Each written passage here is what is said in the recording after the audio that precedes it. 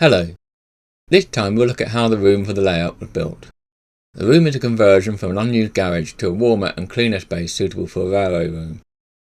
I firstly measured the room for all the key dimensions and worked out my plan from there. I bought the 75mm insulation from Second & Co. The wall depth was 100mm, given 25mm for an air gap. Installation of the insulation for me was painful. The method that worked for me involved a lump of wood and a wooden mallet to push the sawn pieces of foam into place without them going too far into the cavity. Halfway through this phase I changed my mind on doing the wiring for the ring main and opted for wall mounted wiring rather than wiring being tucked behind the wall.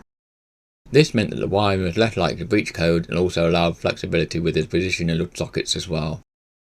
Once the insulation panels were in place, I backed this up with insulation tape over the joints and a layer of foil-back bubble insulation. To line the walls, I used 9mm plywood with timber spacers to bring the panels over the main door into line with the remainder of the boards.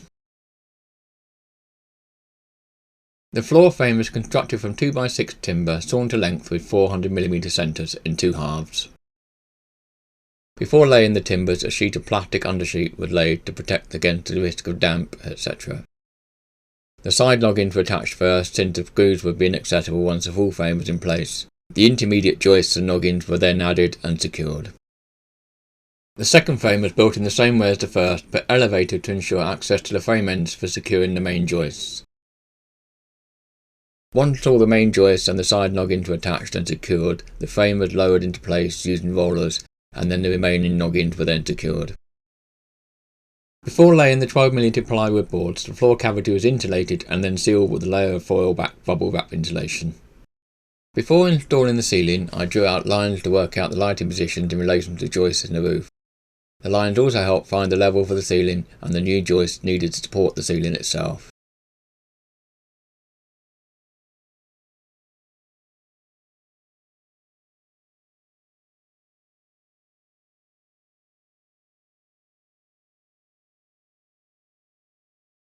The existing joists were found to be not straight, as a result of them being smaller than is ideal. To allow the ceiling to be fixed, I added some new, heftier and straighter joists to support the ceiling boards.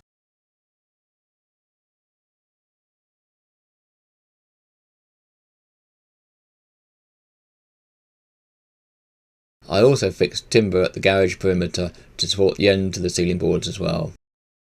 Being solo, the next stage needed a helping hand from a temporary non-human assistant to support the far end of each board as I fixed it to the joists.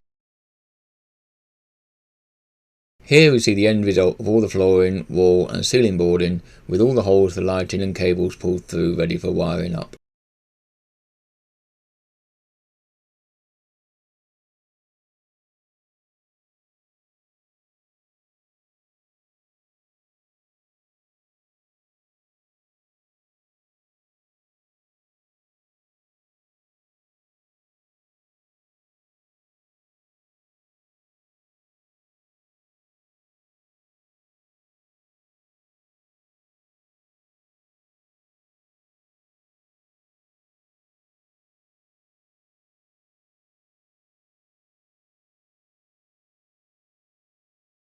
Paper in the room was reasonably straightforward when doing the walls. The ceiling was a bit more challenging. I initially attempted to paper along the ceiling, but this proved to be challenging when aligning the next sheet. I changed tack and papered the ceiling along the shorter axis instead, which proved to be a lot easier when moving the sheets to align correctly. The paper used was 200 grade lining paper to help knock back some of the irregularities in the surface.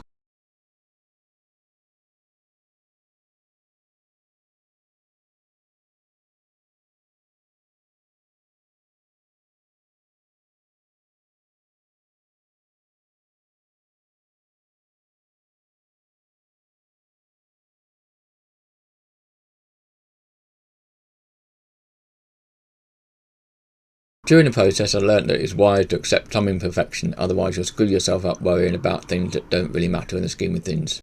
It does the job, so, you know.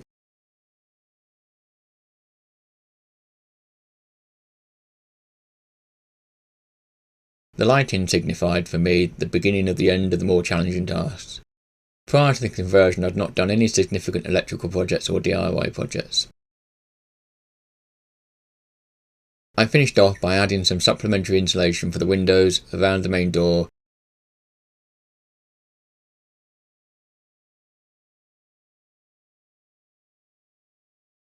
I also installed blackout blinds and a final hardboard flooring surface.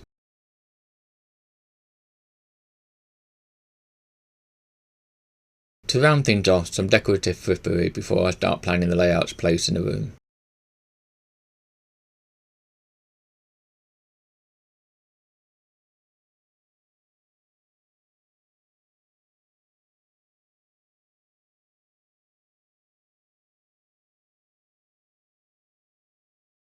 I hope you enjoyed my video, and I hope you'll join me for my next video soon. Until next time, thank you for watching. Goodbye.